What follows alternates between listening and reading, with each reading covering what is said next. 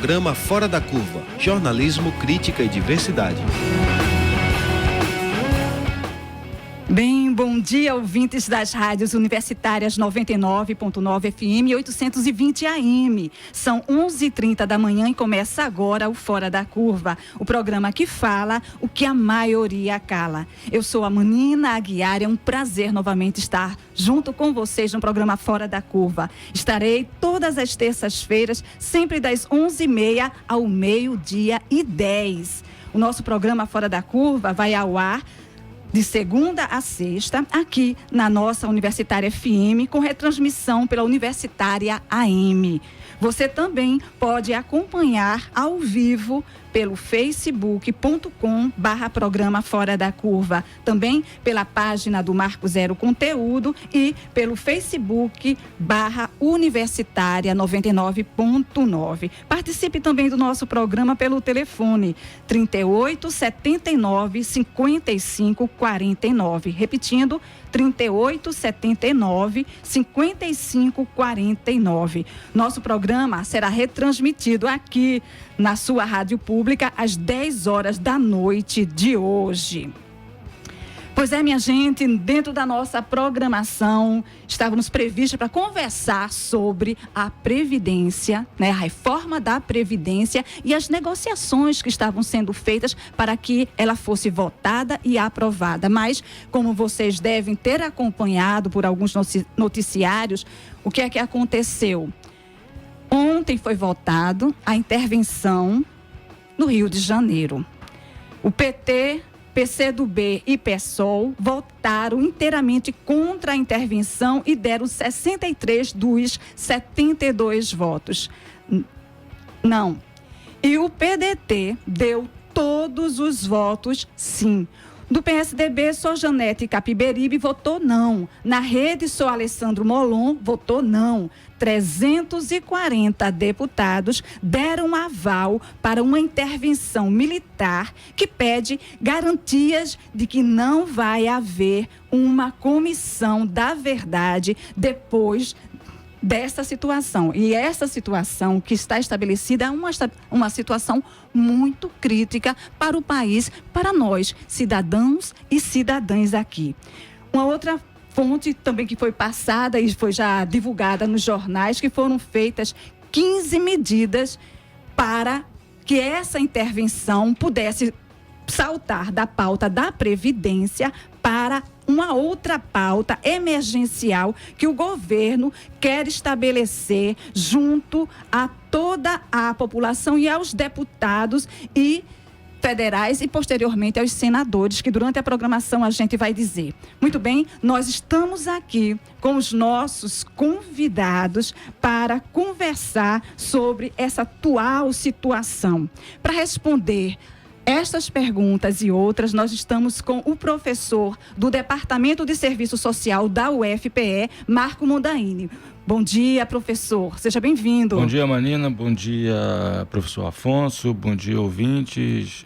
Espero poder contribuir nesse debate para esclarecer vários pontos do adiamento da votação da reforma da Previdência e qual a função dessa intervenção na segurança pública do Estado do Rio de Janeiro.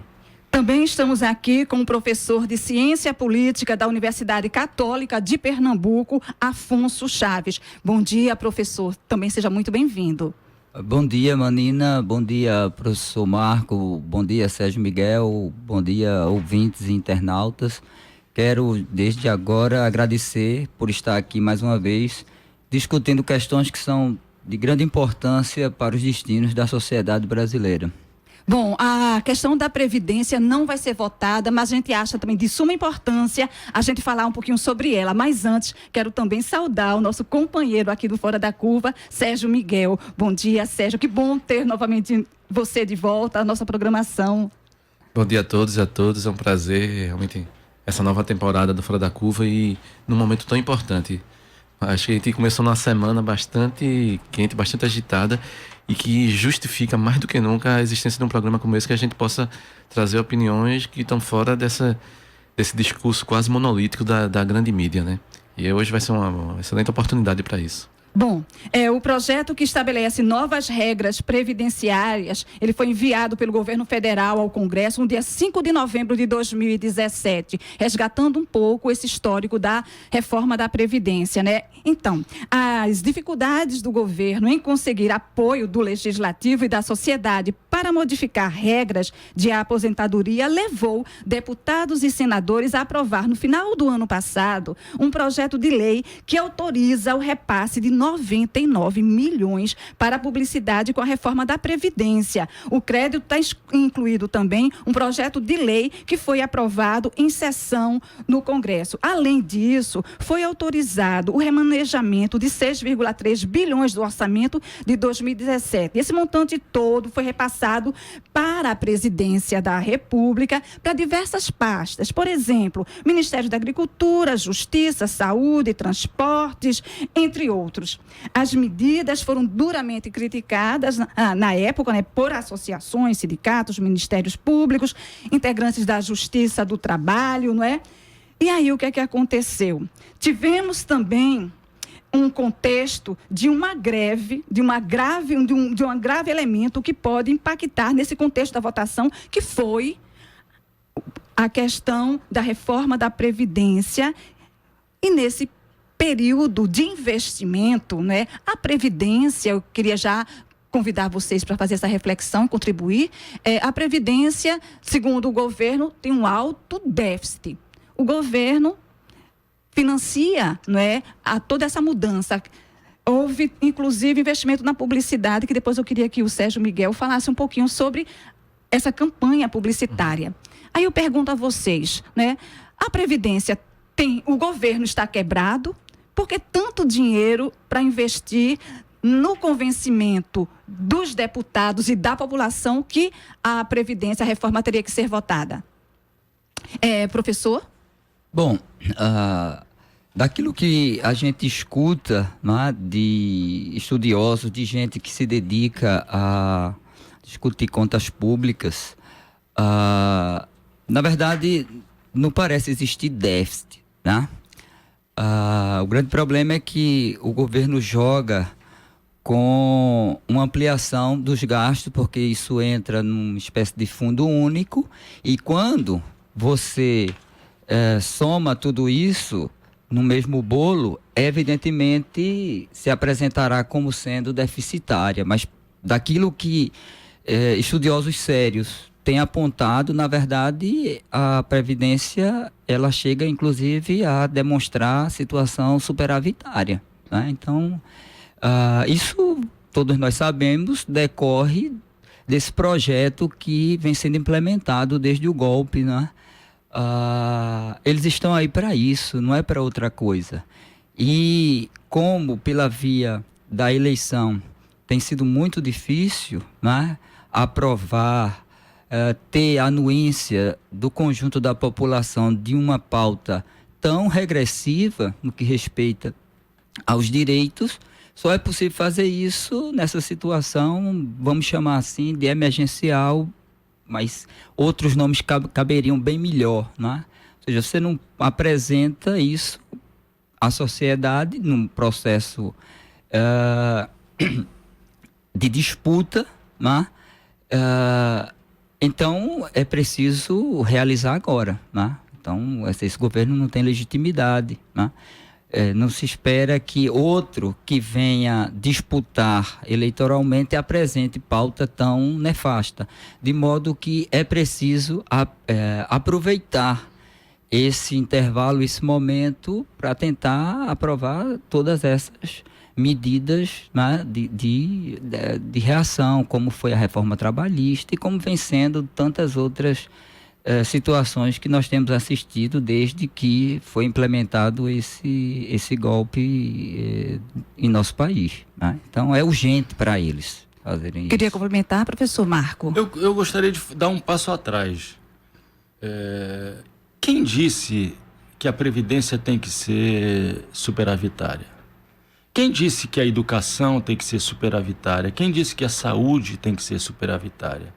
Eu acho que houve uma inversão que, na verdade, representa uma vitória do discurso do mercado, de que direitos sociais devem ser superavitários. Olha, direitos sociais não devem ser superavitários. O método para se medir direitos sociais, políticas sociais, é a qualidade do serviço prestado à população, à cidadania. Então, na verdade, nós fomos pautados, quando eu falo nós, aqueles críticos exatamente dessa ofensiva generalizada do mercado com o discurso neoliberal. Então, houve um recuo da nossa parte, uma derrota, no plano do discurso, no plano do embate político, que acabou resultando nisso, no discurso, e o discurso o debate passa a gerar em torno se é deficitário ou superavitário. Então, eu acho que o ponto de partida já representou uma derrota do campo democrático progressista, né? Direitos sociais não precisam ser porque são uma obrigação do Estado, porque são uma obrigação do poder público para atender os direitos arduamente conquistados pela cidadania, pelas forças da sociedade civil, pelo campo democrático progressista. Essa seria a minha primeira observação, que, como eu disse, representam um passo atrás na forma como o debate foi levado à frente. E isso se repete em várias outras dimensões dos campos dos direitos e nas próprias relações trabalhistas hoje no Brasil. O que o professor falou é importante, que tem a ver com essa coisa, Manina, que você falou da verba publicitária, do derrame de dinheiro na publicidade. Porque, no fundo, isso é uma batalha pela narrativa, de quem vai controlar a narrativa. E, como o professor falou, que o governo venceu essa batalha de trazer isso para o campo numa planilha de Excel, de superávit, que é um discurso que não tem nada. Então, isso é uma batalha na narrativa que tem muito a ver com esses milhões que são despejados. Primeiro, que eu acho que é uma imoralidade, eu acho o governo gastar esse dinheiro todo em publicidade. E eu falo isso, eu faço parte de uma organização, no coletivo de jornalismo independente, do Marco Zero Conteúdo, e que tem lá nos nossos estatutos, a gente não aceita dinheiro de governo em publicidade. Porque isso eu estou falando do lado de cada ponto de vista do jornalismo, porque isso desvirtua. E quando o governo se torna o principal anunciante dos veículos de comunicação, são milhões. Essas capas que saíram agora há pouco, nas revistas das principais revistas aqui, de né? maior circulação dessas revistas da grande mídia, isso aí são milhões que são para isso. E essa coisa não fica só no campo da publicidade, que já seria ruim, eu acho, tá? Todo esse dinheiro do governo sendo investido. Essas revistas e a grande mídia, essa mídia tradicional, a velha mídia, como a gente queria chamar, eles trazem isso na sua linha editorial. A defesa, eles defendem isso e já defendiam, independente de publicidade, todas essas reformas da Previdência Trabalhista, eles já defendem isso nas suas linhas editoriais, na sua reportagem.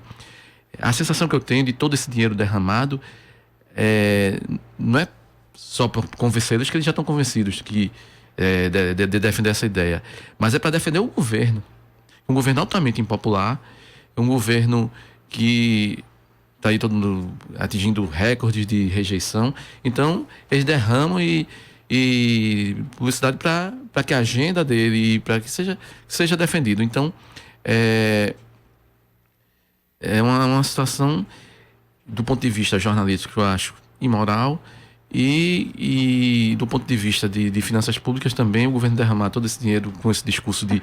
Olha, e por falar em dinheiro, né, Sérgio Miguel, até gerou uma surpresa, porque as vitórias do governo federal foram muito no campo das negociações, no sentido, né, da distribuição de verbas orçamentárias para vários, né, ministérios e gabinetes de deputados e deputadas federais, enfim, não é? Era uma troca, não é,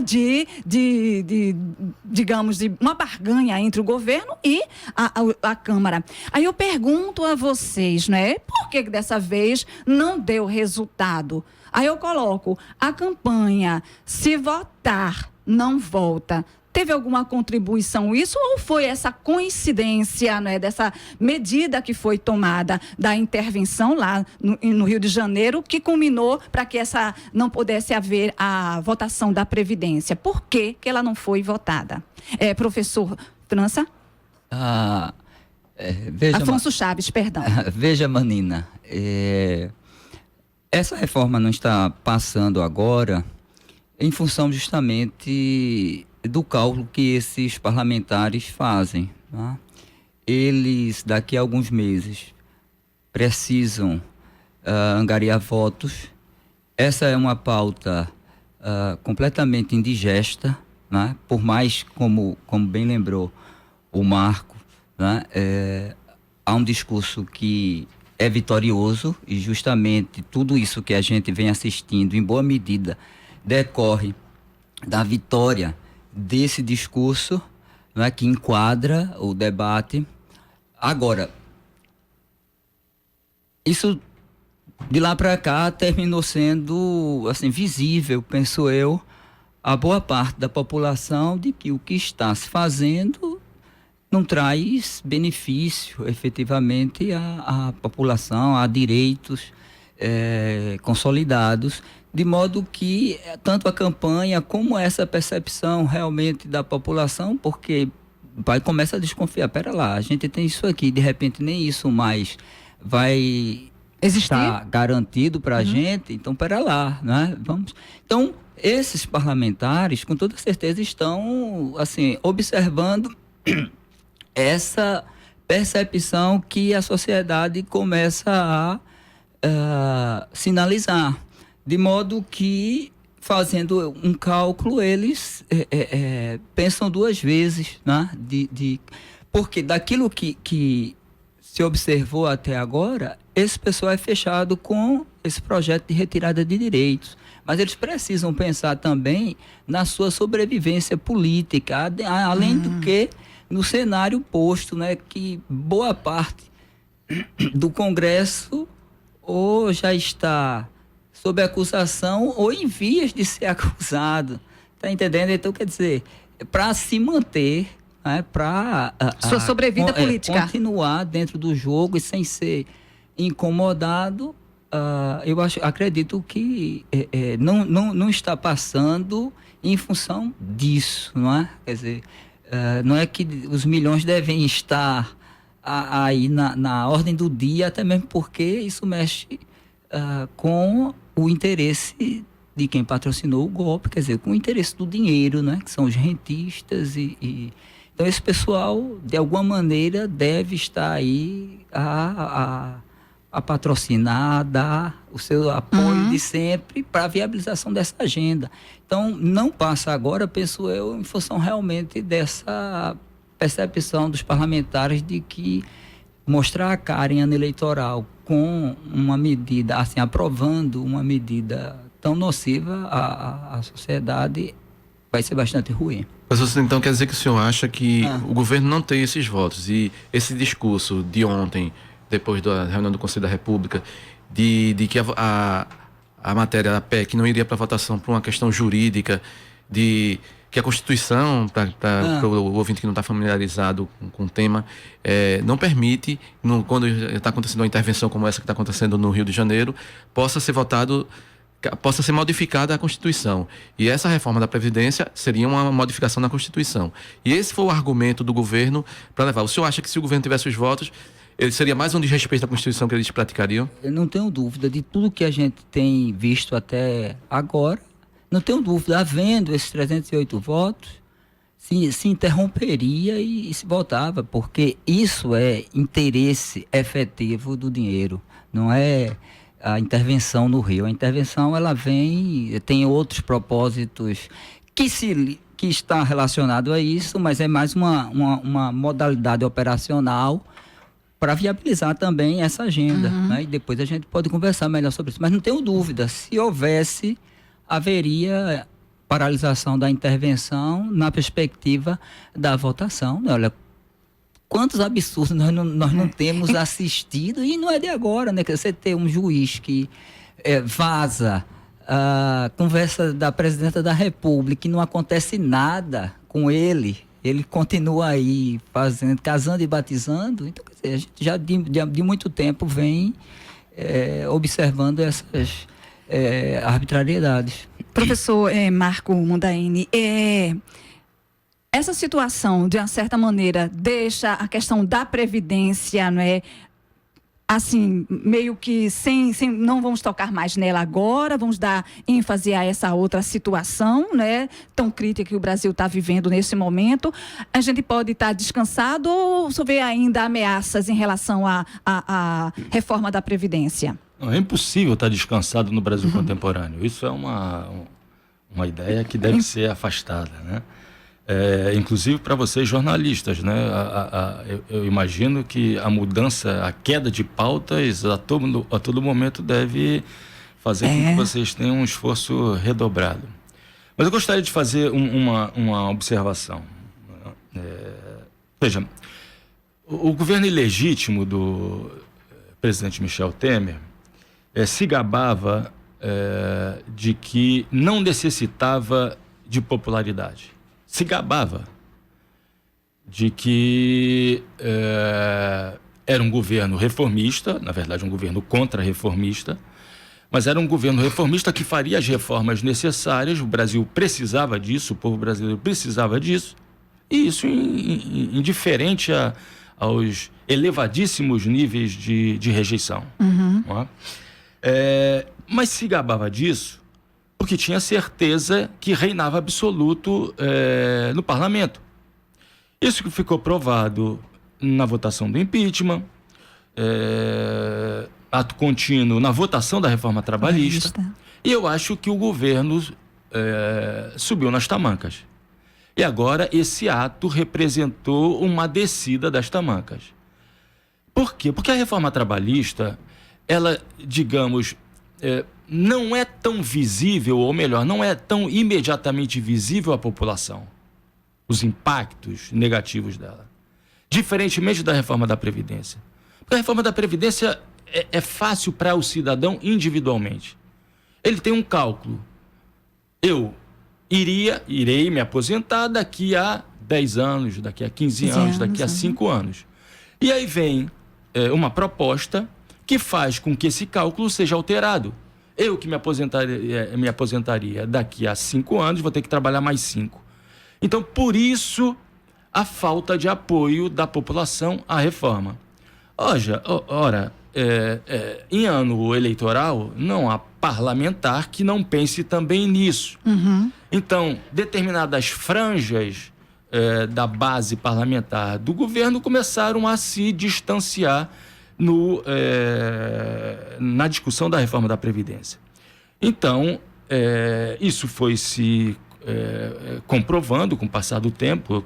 Por mais que a política do dando que se recebe fosse explorada, e eu faço referência aqui ao não saudoso Roberto Cardoso Alves, deputado constituinte, que organizou o Centrão exatamente para barrar os grandes avanços da Constituição de 1988, no ato da votação em plenário.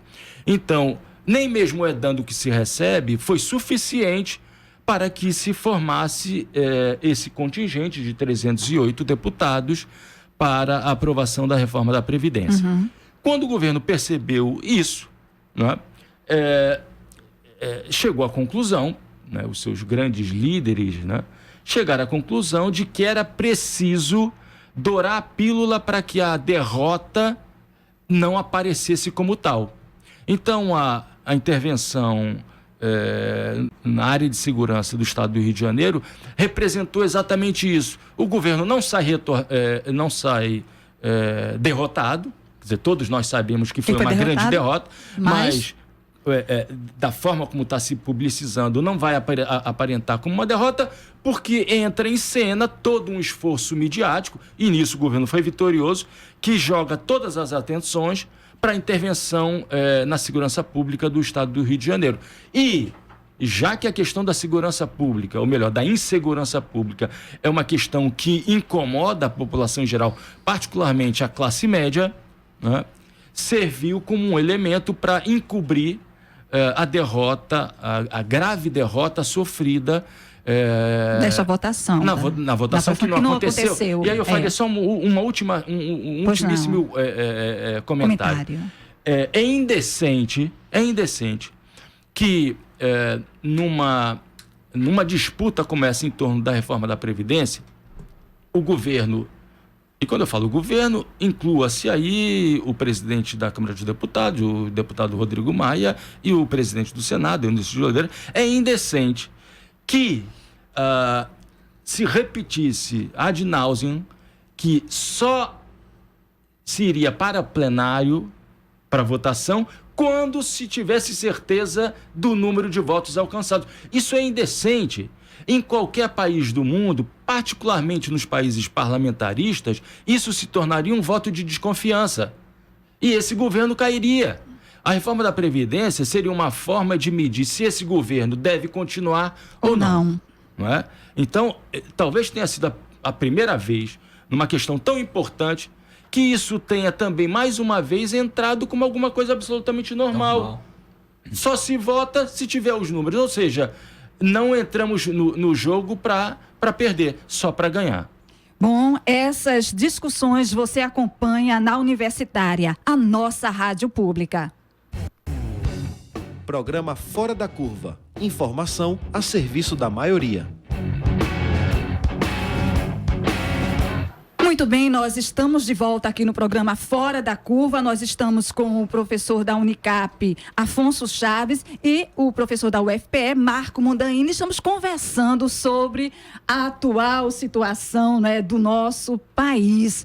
E aí, a gente gostaria de saber de vocês, né? A gente estava nos bastidores conversando e o professor Marco Mondaini estava fazendo uma referência a uma situação passada e vivida no ano de 1999. Ele acabou o bloco falando sobre a questão da segurança. Eu gostaria que o senhor retomasse essa reflexão junto às ouvintes e aos ouvintes aqui do Fora da Curva. Lembrando que o professor tem propriedade para falar, porque ele é do Rio de Janeiro e viveu e conhece bem o assunto. Apesar de estar 14 anos, né, professor? Aqui. Isso. Bom, o ano, na verdade, foi 1992. Certo. E veja, em 1992 é importante por duas razões, né, dentro desse debate. 1992 foi a primeira oportunidade, ocorreu a Eco 92 no Rio de Janeiro, no mês de junho, e foi a primeira ocasião em que as forças militares, o Exército, não apenas o Exército, Marinha, Aeronáutica, intervieram para garantir a segurança do evento. Uma primeira observação importante. Mas o que a gente conversava nos bastidores é que no ano de 1992, parênteses, existe um filósofo muito fora de moda que falou que determinados atos primeiro acontecem como farsa e depois primeiro como tragédia e depois como farsa. Né? Pois bem, o que eu vou narrar agora se encaixa perfeitamente nisso. No ano de 1992, disputava-se em todas as capitais, né? Na verdade, em todos os municípios, a eleição, né? As eleições municipais. No Rio de Janeiro, houve uma eleição, que é essa de 1992, em que a candidata do Partido dos Trabalhadores era a deputada Benedita da Silva. Uma mulher representativa, porque era negra, socialista, favelada, né? Do PT. Né? E todo o discurso dela girava em torno da resolução dos problemas do município do Rio de Janeiro através de uma visão social. Bom, essa é uma oportunidade, e não foi a primeira oportunidade, em que o discurso da segurança tomou conta do debate. E tomou conta do debate por a partir de um factoide, né? Da mesma forma como aconteceu agora, na cobertura do Carnaval do Rio de Janeiro. Depois de muitos fins de semana sem sol no Rio de Janeiro, num final de semana, e esse final de semana foi entre outubro e novembro, exatamente no momento do primeiro turno, entre o primeiro turno e o segundo turno das eleições, ocorre um final de semana de muito sol. Todos os ônibus que vinham da periferia do Rio de Janeiro tinham ponto final no posto 6 do Rio de Janeiro, no posto 6 de Copacabana, e houve uma multidão indo para a praia, vindo das periferias, né? E a Rede Globo de televisão colocou uma câmera do alto de um prédio do Arpoador, da Praia do Arpoador. É ali que nasce, ali que se inventa a expressão arrastão, que na verdade nada mais foi do que uma briga entre jovens, né, na praia. A Rede Globo veiculou essas imagens durante 15 dias ou mais. E foi exatamente da veiculação dessas imagens que César Maia, que nas eleições vinha com índices eleitorais muito baixos, dispara fazendo o discurso da segurança, o discurso da ordem, não é? E acaba, no final das contas, vencendo no segundo turno, na reta final, por 2 pontos, a candidata do PT, Benedita da Silva. Ora, o que acaba de acontecer é a reprise como farsa do que aconteceu em 1992. A Rede Globo filtrou todas essas imagens de violências praticadas durante o Carnaval do Rio de Janeiro. Pessoal, assim como o Carnaval do Recife, o Carnaval do Rio de Janeiro hoje atrai milhões de pessoas para a rua. Então, é absolutamente não natural, mas é comum, né, que aconteçam esses casos. Então, esses casos foram devidamente reverberados nos meios de comunicação e não por coincidência, logo em seguida, surge a ideia do decreto presidencial de intervenção no Estado do Rio. No setor de segurança pública do Estado do Rio de Janeiro. Olha, uma intervenção que não se deu às expensas da vontade do governador Luiz Pezão. Luiz Pezão, Isso foi tudo fruto de um acordo, já que o PMDB do Rio de Janeiro se encontra em frangalhos porque a metade dos seus grandes dirigentes estão presos. Né? Pisciani, Sérgio Cabral, Paulo Melo, aqueles que dirigiram a Assembleia Legislativa do Rio de Janeiro, o governo do Estado durante muito tempo. Então, foi um ato comandado nas sombras pela grande figura do governo hoje, chamado Moreira Franco. O mesmo Moreira Franco que vence as eleições de 1986 no Rio contra o grande Darcy Ribeiro, que fazia o discurso da educação, dizendo que ia resolver o problema da segurança no Rio de Janeiro em 6 meses. É sobre essa, desculpem a expressão, é sobre essa patota que a gente está discutindo. E que tomaram essa decisão de fazer a intervenção no setor de segurança pública no Rio de Janeiro, que não é uma intervenção, foi um grande acordo feito entre o governo federal e o governo estadual do Rio de Janeiro. Bom, infelizmente a gente está se dirigindo já para o finalzinho do programa, pois é, e a gente gostaria de saber, né, de Afonso Chaves, se essa situação da intervenção do Rio de Janeiro, com esse aditivo da solicitação do Exército, de que não se instaure a Comissão da Verdade pós esse fato, significa o quê para a população, para o Estado democrático? Significa retrocesso, né? Evidentemente, e demonstração de que nós ainda não conseguimos banir, né, certos resíduos autoritários presentes no nosso processo político. Agora, claro que nesse momento tem muita coisa sendo cogitada sobre as razões dessa intervenção, não é?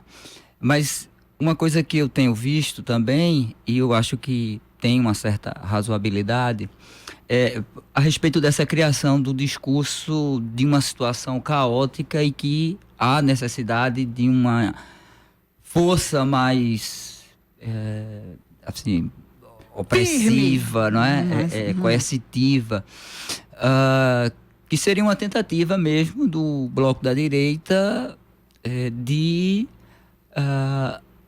angariar o eleitorado do Bolsonaro, não é? Quer dizer, seria um bolsonarismo sem Bolsonaro, né? Tendo em vista que tudo já foi feito e até o momento a direita não encontra um candidato viável para se apresentar às urnas em outubro, né? Então, eu penso que a questão da derrota na reforma da Previdência, mas essa necessidade realmente de se criar uma situação de emergência, né? E que a população, esperando evidentemente que a população dê anuência a isso, seria uma maneira de criar viabilidade eleitoral à direita nesse ano de 2018. Sérgio Miguel?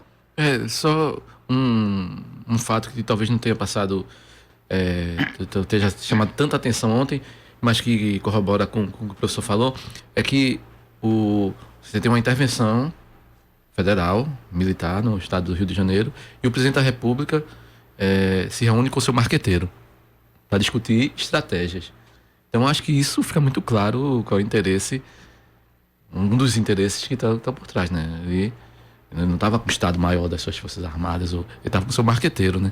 Então, isso eu acho que tem muito a ver com o que o professor falou. Professor Marco Antônio. Gostaria de dizer que os maiores especialistas em segurança pública, os mais credibilidade, com mais credibilidade, como Sérgio Adorno, da USP, Luiz Eduardo Soares, né?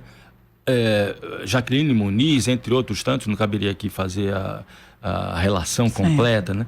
Todos eles apontam claramente que essa medida é uma medida que se insere no campo do marketing político, que ela não vai ter eficácia, efetividade e eficiência.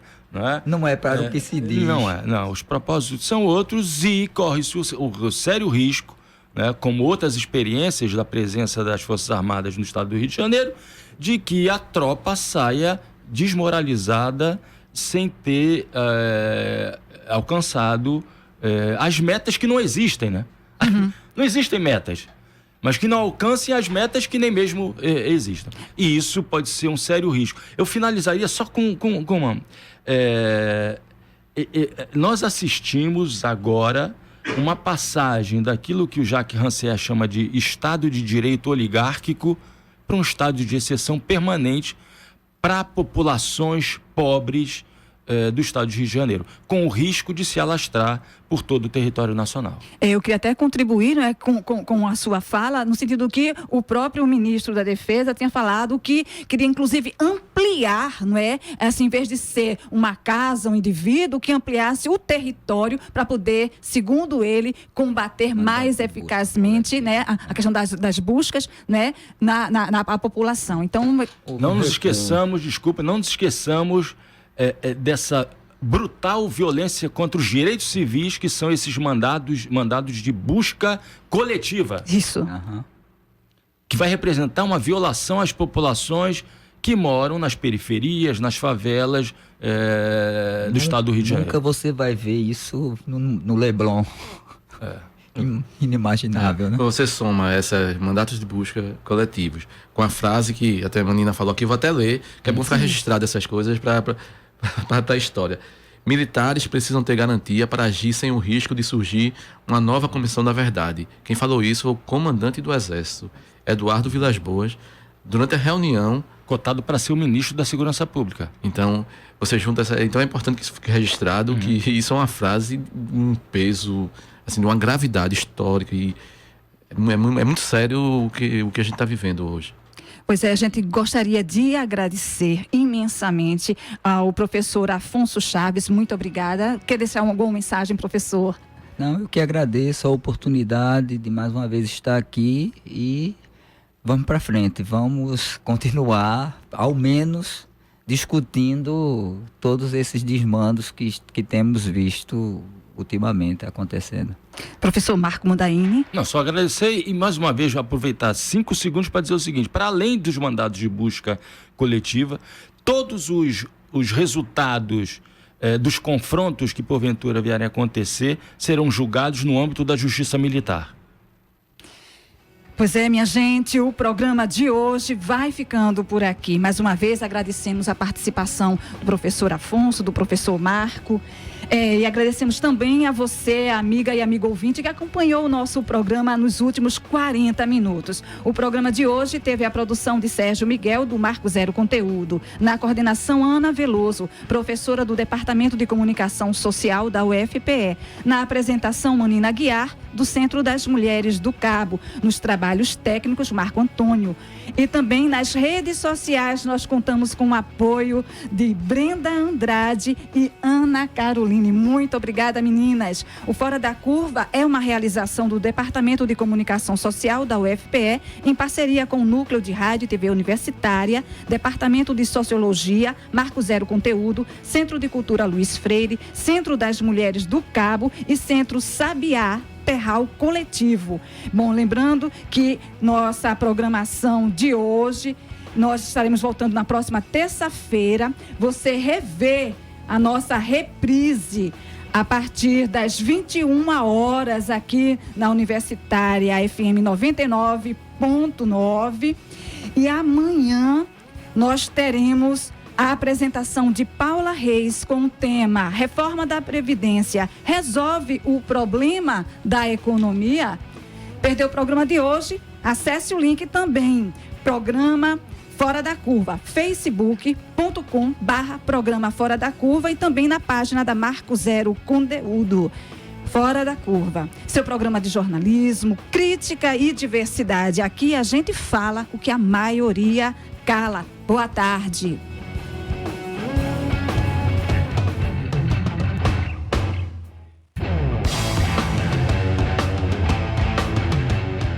O programa Fora da Curva é uma realização do Departamento de Comunicação Social com o apoio do Departamento de Sociologia, do Núcleo de Design e Comunicação do Centro Acadêmico do Agreste e do Núcleo de Rádio e TV Universitária.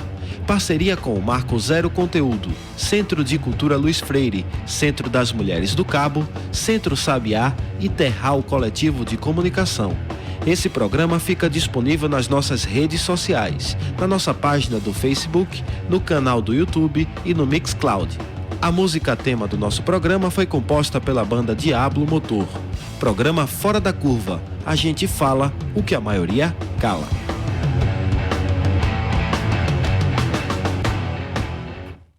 Horas e 12 minutos.